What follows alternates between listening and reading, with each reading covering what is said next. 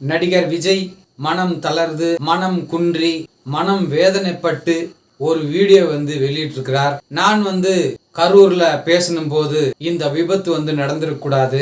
நான் போலீஸ்காரர் கொடுத்த இடத்துல தான் பேசிட்டு வந்தேன். என்னை பத்தி அரசியல் தலைவர்களா இருக்கட்டும், சோசியல் மீடியாவா இருக்கட்டும், யாரெல்லாம் என் பக்கம் பேசினாங்களோ அவங்களுக்கெல்லாம் நன்றி. சோசியல் மீடியால என்னை பத்தி நல்லா பேசினவங்களெல்லாம் கூட அவங்கள அரெஸ்ட் பண்ணியிருக்காங்க. இன்னும் அரெஸ்ட் பண்றதை பத்தி பேசுறாங்க. சிஎம் சார் அரெஸ்ட் பண்ணணும்னா என்ன பண்ணுங்க, என் கீழே இருக்கிறவங்களெல்லாம் யாரும் அரெஸ்ட் பண்ணாதீங்க, ஒன்று வீட்டில் இருப்பேன், இன்னொன்று ஆஃபீஸில் இருப்பேன் அப்படின்னு சொல்லி ஒரு வீடியோ வெளியிட்டிருக்கிறார். இந்த அரசியல் பயணம் இங்கிருந்து முடியாது, இன்னும் ஸ்ட்ராங்கா நாங்கள் தொடருவோம் அப்படின்னு சொல்லி முடிச்சிருக்கிறார் நடிகர் விஜய்.